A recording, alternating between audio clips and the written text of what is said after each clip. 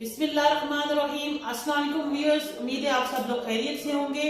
ऑप्टोमेट्रिक्स कश्माला talks में खुश आमदीद। लास्ट टाइम हमने बात की थी सब्जेक्टिव रिफ्रैक्शन की। आज का वीडियो उसी टॉपिक से रिलेटेड है। एंड तक वीडियो जरूर देखिएगा और चैनल को जरूर सब्सक्राइब कीजिएगा ताकि नई नेक्स्ट कमिंग वीडियोस की अपडेट्स आपको मिलती रहें। प्रीवियस वीडियो के स्टेप्स को गो थ्रू कर लेते हैं। सबसे इंपॉर्टेंट चीज ये है कि जब आप सब्जेक्टिव रिफ्रैक्शन करते हैं तो आपने प्रॉपर स्टेप्स को फॉलो करना होता है। पहला स्टेप आपका क्या है कि आपने पेशेंट की एक आई को ओक्लूड किया। लेट्स सपोज मैं लेफ्ट आई के पेशेंट को ओक्लूड करती हूँ, राइट आई से आपने लेनी है विजुअल एक्यूटी।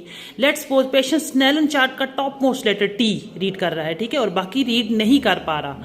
तो अब इस पेशेंट की आपने सब्जेक्टिव रिफ्रैक्शन किस तरह से करनी है उसके स्टेप्स हम देखते हैं। अच्छा, पेशेंट ने पढ़ लिया टॉप मोस्ट लेटर। अब हमने क्या स्टेप्स करने, सबसे पहला स्टेप कि हमने जो ओपन आई है, ठीक है, जिसकी हमने रिफ्रैक्शन करनी है, उसके आई के आगे हमने रख लेना है पहले प्लस का लेंस, ठीक है। लेट्स सपोज मैं पेशेंट के आई के आगे रख लेती हूँ +1। पेशेंट फर्दर 660 से अबव नहीं पढ़ पा रहा, या ब्लर हो गया, इट मीन्स के प्लस का रिफ्रैक्टिव एरर नहीं है। मे बी पेशेंट मायोपिक हो, तो मैंने क्या किया, -1 का सफिया रख लिया, ठीक है। अब लेट्स सपोज हमने वही बात की कि हमने एस्टीमेट लगाना होता है हमेशा सब्जेक्टिव रिफ्रैक्शन में। सफियर है, सिलेंडर है, हमने एस्टीमेट लगाना है। किस तरह एस्टीमेट लगाना है? नंबर ऑफ लाइंस जो रीड की हैं या जो रीड नहीं की। लेट्स सपोज अब देखिए पेशेंट ने किया है सिर्फ 660 रीड, ठीक है, और नीचे नहीं। अब इसका मतलब ये है कि 6 करने के लिए मे बी के पेशेंट को 2 से 3 डायोप्टर्स तक का सफेरिकल या सिलेंडर वटेवर चाहिए हो। मीन्स कि एक लाइन तकरीबन 0.5 से अगर जो है वो हम एस्टिमेट करते हैं कि 0.5 से करेक्ट होती है, तो इट मीन्स कि 660 वाले पेशेंट को 6 पहुंचाने के लिए तकरीबन 2.5-3 डायोप्टर का पावर जो है वो उसको लगेगा, ठीक है। तो मैं क्योंकि पावर ज़्यादा लग रहा है, सो मैं आई एम स्टार्टिंग फ्रॉम -1। अगर वीएन अच्छा होता तो मैं बी के 69 होता तो मैं 0.25 के स्टेप से स्टार्ट करती। अब क्योंकि वीएन ज़्यादा काम है तो मैंने लगा लिया -1 का सफियर, ठीक है। अब -1 का सफियर लगाया। अब वही एस्टिमेशन है, मीन्स कि अब 0.5 यानी 1 डायोप्टर लगाया हुआ, तो इसका मतलब है कि 2 लाइन्स एटलीस्ट कवर हो जाएंगी। लेट्स सपोज एज्यूम करते हैं कि पेशेंट ने पढ़ लिया 624 विद -1। तो अब मैंने क्या करना है, मैंने उसको बढ़ा देना है, ठीक है। -1 निकाल के मैंने लगा लिया -1.5 लगाया। लेट्स सपोज पेशेंट ने एक और लाइन पढ़ ली। अब पेशेंट की वीएन होगी 618।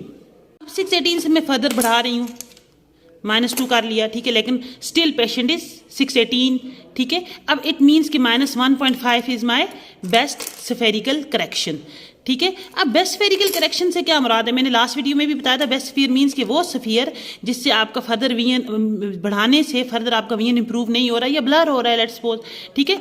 In other words, it can be minimum minus maximum plus. This term is very important. Minimum minus and maximum plus.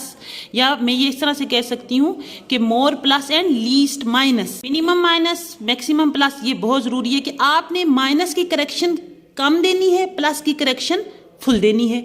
अब माइनस की करेक्शन इतनी कम भी ना हो कि किसी का रिफ्रैक्टिव एरर 2 डायोप्टर है तो आप उसको 1 लगा लें, ठीक है, मीन्स कि थोड़ी सी कम।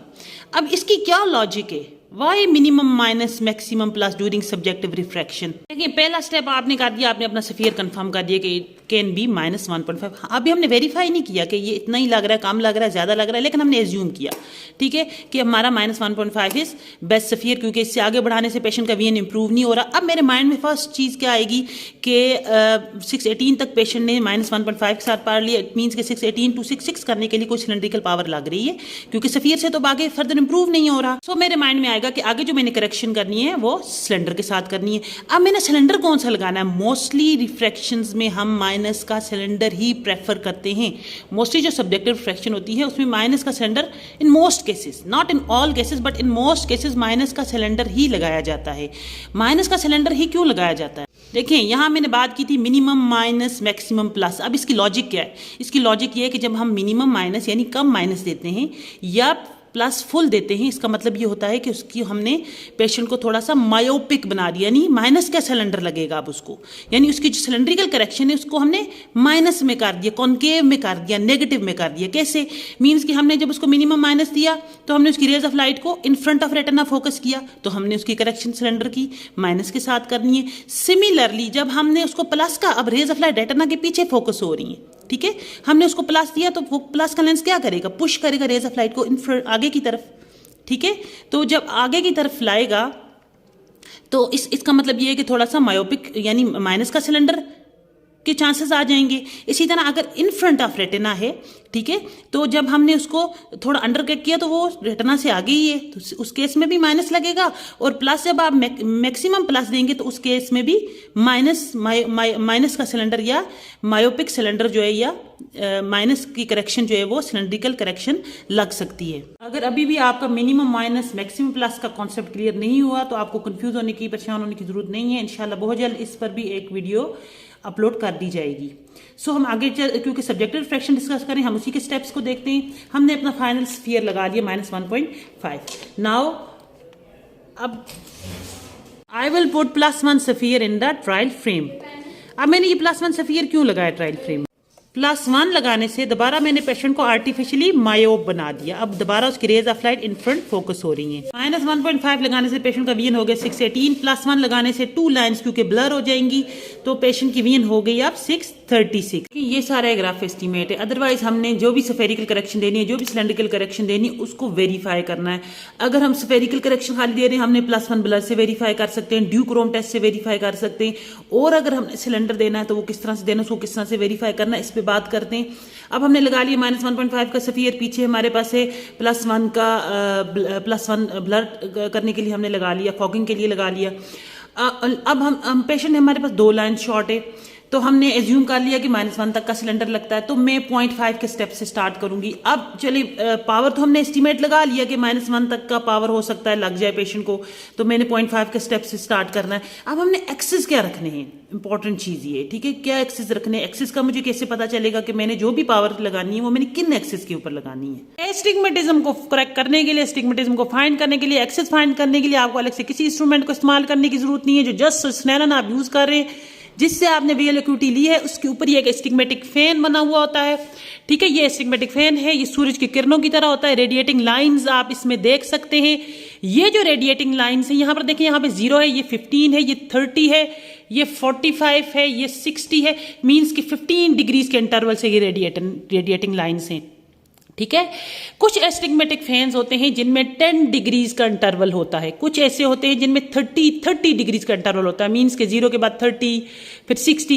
एग्जामिनर्स ये प्रेफर करते हैं कि हम 15 डिग्रीज या 30 डिग्रीज वाले इंटरवल वाला ही एस्टिग्मेटिक फैन या रेडिएटिंग लाइंस को प्रेफर करें। उसकी रीजन ये है कि जो कम मतलब मीन्स के 10 डिग्रीज के जो रेडिएटिंग लाइन 10 डिग्रीज के इंटरवल से होती हैं, उनमें जो लेसर अमाउंट ऑफ एस्टिग्मेटिज्म है, उसमें पेशेंट को फिर थोड़ा सा डिफरेंशिएट करने में, क्लियरेस्ट और ब्लर्ड लाइंस में डिफरेंशिएट करने में थोड़ी सी डिफिकल्टी होती है। इसलिए प्रेफरेंस यही होती है कि 30 डिग्रीज के इंटरवल वाले या 15 डिग्रीज के इंटरवल वाला एस्टिग्मेटिक फैन जो है वो यूज किया जाए, ताकि पेशेंट इजीली शार्पेस्ट और क्लियरेस्ट लाइंस को ब्लर्ड लाइन से जो है वो कंपेयर कर सके या डिफरेंशिएट कर सके। अब इसमें फर्स्ट स्टेप क्या है? फर्स्ट स्टेप ये है कि अगर ये पूरा stigmatic fan as it is sharpest clearest नजर आता है पेशेंट को, मींस के तमाम लाइंस इक्वली शार्प हैं, क्लियर हैं, तो इट मींस के देयर इज नो स्टिग्मेटिज्म, ठीक है। मींस के स्टिग्मेटिज्म नहीं है, सिलेंड्रिकल करेक्शन की जरूरत नहीं है। अगर ये तमाम lines as it is sharp और क्लियर नजर आ रही है तमाम मेरिडियंस में, it means patient has no cylindrical correction, ठीक है। और अगर एस्टिग्मेटिज्म है तो फिर एस्टिग्मेटिक फैन कैसा नजर आएगा? अगर कोई सिलेंड्रिकल करेक्शन लग रही है पेशेंट को, इट मींस कि उसको स्टिग्मेटिक फैन की तमाम रेडिएटिंग लाइन शार्पेस्ट और क्लियरेस्ट नजर नहीं आएंगी, ठीक है। कुछ लाइंस शार्प होंगी, क्लियर होंगी, डार्केस्ट होंगी, और उसके परपेंडिकुलर लाइंस जो हैं वो ब्लर्ड होंगी या लेस शार्प होंगी। मतलब ये होगा कि patient need cylindrical correction. Astigmatic fan patient को दिखाना है जिसकी हमने करेक्शन लगाई, स्फेरिकल करेक्शन -1.5 विद +1 फॉगिंग के साथ। हमने पेशेंट को 6 मीटर पे बिठा लिया और पेशेंट से हमने क्या पूछना है? पेशेंट से हमने ये पूछना है कि ये जो आपको एक सूरज की किरणों वाला फैन नजर आ रहा है, पंखा नजर आ रहा है, इसमें सबसे क्लियरेस्ट और शार्पेस्ट लाइंस कौन सी हैं या डार्केस्ट लाइंस कौन सी विजिबल है? लेट्स सपोज ज्यूम करते हैं पेशेंट ने ये कहा कि मुझे वर्टिकल लाइंस ज़्यादा क्लियर हैं या शार्पेस्ट हैं या डार्केस्ट हैं, और हॉरिजेंटल जो है वो ब्लर हैं। तो हमने एस्टीमेट तो लगाया हुआ सिलेंडर का कि माइनस का सिलेंडर लगा रहे हैं हम। अब किन एक्सिस पे लगा रहे हैं? हमेशा याद रखें, जो शार्पेस्ट क्लियरेस्ट लाइंस होंगी उसके परपेंडिकुलर, 90 डिग्रीज के ऊपर हमने अपने एक्सेस रखने हैं। ठीक है, अब अगर पेशेंट ने बोला कि मुझे वर्टिकल लाइन ज्यादा क्लियर है या शार्प है, तो इट मींस कि हम जो अपना सिलेंडर रखेंगे वो किन एक्सेस के ऊपर रखेंगे, 180 डिग्रीज के, क्योंकि हमें पता है कि एक्सेस पावर हमेशा अपोजिट स्टिग्मेटिज्म में पावर हमेशा अपोजिट मेरिडियन पे लाई करती है। ठीक है, एक्सेस के अपोजिट होती है, परपेंडिकुलर होती है। अब देखिए मैंने पेशेंट को लगा लिया -0.5 का cylinder at the axis of 180 degrees. ठीक है, हमने क्योंकि फॉगिंग की थी तो वीएन हो गया था 636। लेट्स सपोज पेशेंट का वीएन अब 0.5 सिलेंडर रखा मैंने और पेशेंट का वीएन जो है वो 6/24 हो गया। 0.5 का सिलेंडर लगाने के बाद मैंने दोबारा पेशेंट को ये बात पूछनी है कि अब जो आपको लाइंस ब्लर्ड थी वो थोड़ी पहले से क्लियर हुई हैं, नहीं हुई? तो पेशेंट लेट्स सपोज पेशेंट हमें कहे कि हाँ अब जो फेन है वो तकरीबन सेम है, थोड़ा सा हॉरिजॉन्टल लाइंस ब्लर्ड है, वर्टिकल अभी तक क्लियर हैं, तो इट मीन्स कि थोड़ा सा हम उसको और बढ़ा देते हैं सिलेंडर। अब लेट्स सपोज मैंने 0.25 के स्टेप से बढ़ा रही हूँ, मैं 0.75 लगा लेती हूँ। स्टिल जो है हॉरिजॉन्टल थोड़ी सी हॉरिजॉन्टल लाइंस ब्लर्ड हैं। ठीक है, मैं उसको और बढ़ा देती हूँ अप टू में -1 का सिलेंडर लगा लिया at the axis of 180 degrees. ठीक है, ये मैंने 180 डिग्रीज पे सिलेंडर लगा लिया -1 का। ठीक हो गया। हमने जब तक इक्वल नहीं हो जाती सारी लाइंस, मींस के इक्वली डार्क नहीं नजर आती या सेम नहीं नजर आती, पूरा फैन क्लियर नहीं हो जाता, तमाम रेडिएटिंग लाइंस क्लियर नहीं हो जाती, तब तक हमने पेशेंट की पावर को बढ़ाना है। ठीक है, और हमेशा एक्सेस जो है वो आपने माइंड में रखना है, परपेंडिकुलर रखनी है। लेट्स सपोज पेशेंट ने बताया कि horizontal lines are more clear, more sharp. ठीक है, तो मैं अपने एक्सेस रखूंगी वर्टिकल। ठीक है, और सिमिलरली अगर मुझे लेट्स सपोज पेशेंट 135 के लॉन्ग बता रहे हैं कि पेशेंट के मुझे ये जो टेढ़ी लाइंस है, ये 135 के लॉन्ग जो लाइंस है वो ज्यादा डार्क है, शार्प है, तो मैंने उसके अपोजिट एक्सेस रख लेने, 90 डिग्रीज पर पेंडिकुलर एक्सेस पे मैंने रख लेना है। ठीक है, तो हमारा सिलेंडर का पावर तकरीबन हमने एस्टिमेट लगा लिया, -1 का सिलेंडर है और हमने एक्सेस भी रख लिए 180 डिग्रीज के ऊपर। ठीक है, अब ये हमारा एक तरह से आप ये समझ लें कि ग्राफ एस्टिमेट था। अब इसको वेरीफाई भी करना है। वेरीफाई करने के लिए हमारे पास क्रॉस सिलेंडर मौजूद है। ठीक है, उससे हम इसको वेरीफाई कर सकते हैं। अब इस करेक्शन के साथ पेशेंट का वीएन हो गया 618। ठीक है, अब हमने जो फॉगिंग की हुई है पीछे विद +1, इसको हम ग्रेजुअली रिड्यूस करेंगे। ठीक है, ये मैं फॉगिंग इसकी रिड्यूस कर रही हूँ पेशेंट की। लेट्स सपोज मैं उसको लगा रही हूँ +0.75। पेशेंट ने स्टिल एक लाइन और पढ़ लिया, मीन्स के 618 से 612 पार्शियल हो गया पेशेंट। ठीक है, फिर मैं उसको और कम कर लेती हूँ। ठीक है, प्लस की पावर को यानी फॉगिंग को कम कर लेती हूँ। मैंने +0.5 लगाया और जब तक पेशेंट का वीएन 66 नहीं हो जाता मैंने पीछे प्लस का जो फॉगिंग है वो उसको फॉगिंग पावर को रिड्यूस करते जाना है। ठीक है, लेट्स सपोज मैंने एज्यूम करते हैं मैंने +0.25 रखा और पेशेंट 66 हो गया। ठीक है, +0.25 रखने से patient is 66 now. It means के मैंने स्फेरिकल पावर थोड़ी ज्यादा दे दी थी, मुझे अब उसको थोड़ा सा कम करना है। कैसे? देखिए पीछे +0.25 है और आगे -1.5 है, तो इन दोनों का ऑपोजिट एक्सिस है, तो पावर क्या होगी? रिड्यूस हो जाएगी। जो मेरे पास फाइनल पावर बनेगी it will be -1.25 with -1 cylinder at the axis of 180 degrees. Now the patient is let's suppose 6/6, तो it will be my final prescription. ये था हमारा आज का वीडियो। उम्मीद है आप लोगों को पसंद आएगा। इंशाल्लाह इससे रिलेटेड अगर कोई कन्फ्यूजन है, फर्दर वीडियोस भी अपलोड होती रहेंगी। और आपसे एक रिक्वेस्ट है कि चैनल सब्सक्राइब ज़रूर कर लें जिन लोगों ने नहीं किया, ताकि आपको जो हमारी अपकमिंग वीडियोस हैं उनके बारे में अपडेट्स मिलती रहें। Stay blessed, stay connected. अल्लाह हाफिज़।